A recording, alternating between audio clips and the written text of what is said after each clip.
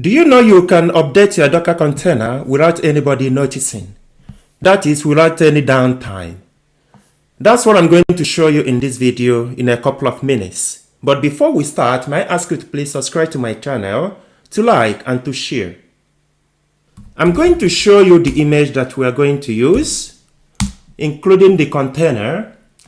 Here we are going to use this container, my app container. And obviously that's the image. Now let us first of all update the image. The reason we want to update this image is in case there is any kind of update so that the image that we have here would be updated. Now it says that image is up to date. So this is right. This is fine. Let me clear the screen again. Or rather, let us go back there and we need to, first of all, I need to show you, since we already know that this is the container that we are going to work with, we can see that this container, the port number, it's mapped to 8000. So on the host machine, it's using port 8000 and the container itself is port 8000. So this is very important to take note of. Now what we need to do is to run the new container side by side, because what we are actually doing now is to create a new container that is going to replace the current one, but there won't be any downtime. To do that, we say docker run -d so that it kind of runs in the background. We are going to give our container a new name. Now the name of the container is my app container. We can give it a new name. We can say my new app container. So this will be the new container. Then we are going to map the port. Now the container on the host machine is already using port 8000.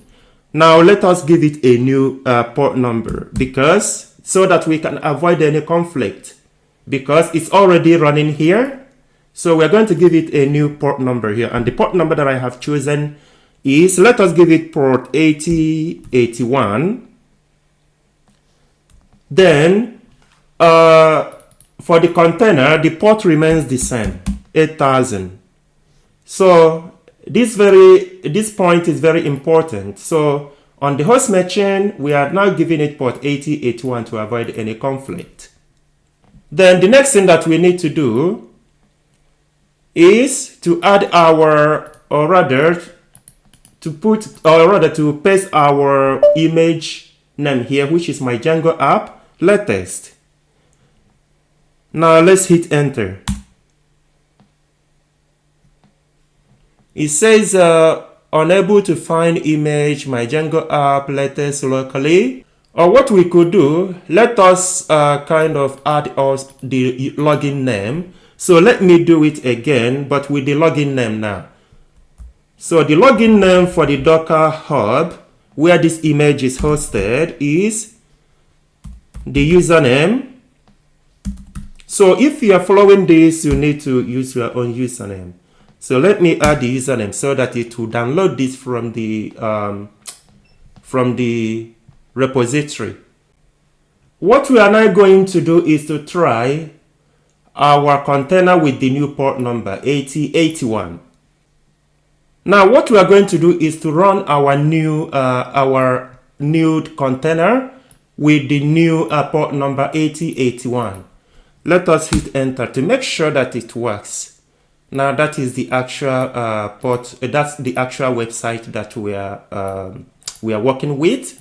So this means that the container that we created now, the new container, is working on port 8081.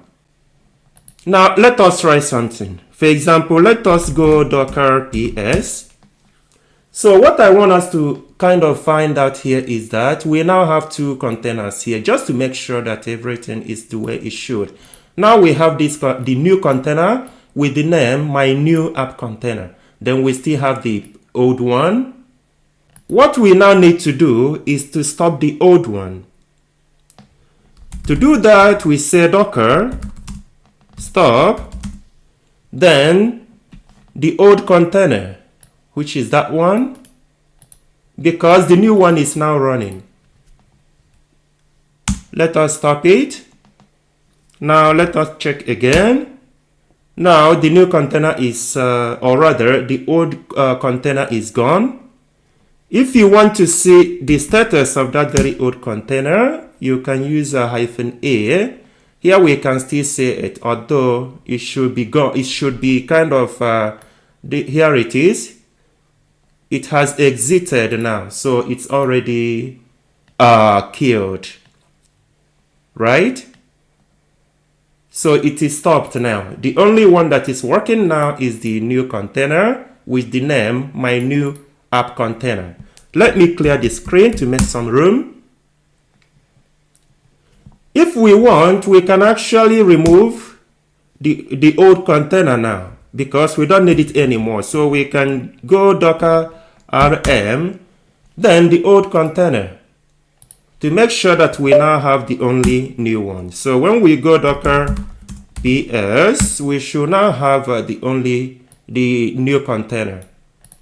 Now we are going to the new container that we have, my new app container, because we want it to return the old name. The old name, if you remember, was my app container. Now we have kind of removed this very container. So, but we are going to rename this back to the old container because we want everything to remain the same. No one would notice. Even the people who use our application wouldn't know that something changed. So what we are going to do now is to map this back to the old container and also the old port number. Now what we can do is docker run. Let us again run it in background. We are going to give it a name. Let us give it the same name as the old one. So remember, what we are doing now is to revert to use now this container, but to assign it the old name that it had before. Not only that, we are going to also map it to the original port number. And the original port number, if you remember, was 8000 and the 8000. Then the image,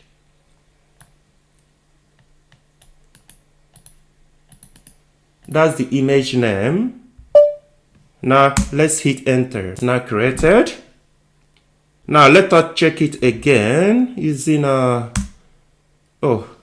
was an, let us say PS. So let us check it again. Now we have created again this very container, as you can see in the last 18 seconds. What we are now going to do is to remove this one, because we don't need it anymore. So to do that, we go docker remove. So we can remove this one.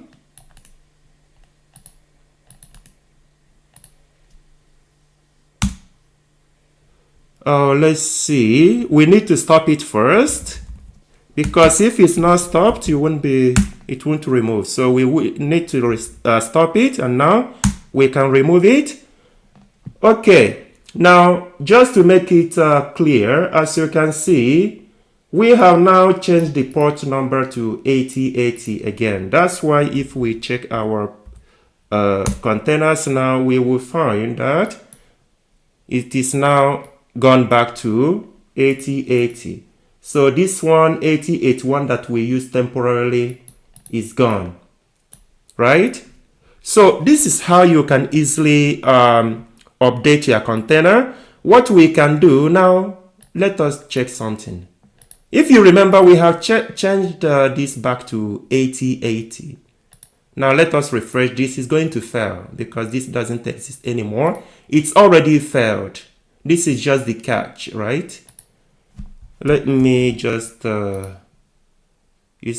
okay, but this has failed. So what we can do now is to check it in the new port with the new port number. When we check it on the new, it should be 8000, sorry. It should be 8,000. My bad. So what we are going checking now is port localhost 8,000. So when we check 8,000, you see, now we have it. But the other one, localhost 8081, shouldn't be there anymore, like I said. It's gone. So this is how you can easily update your container without any downtime. I hope you enjoyed this tutorial. Tell me what you think. Also, may I ask you please to help and to subscribe to my channel, to like and to share. Thank you.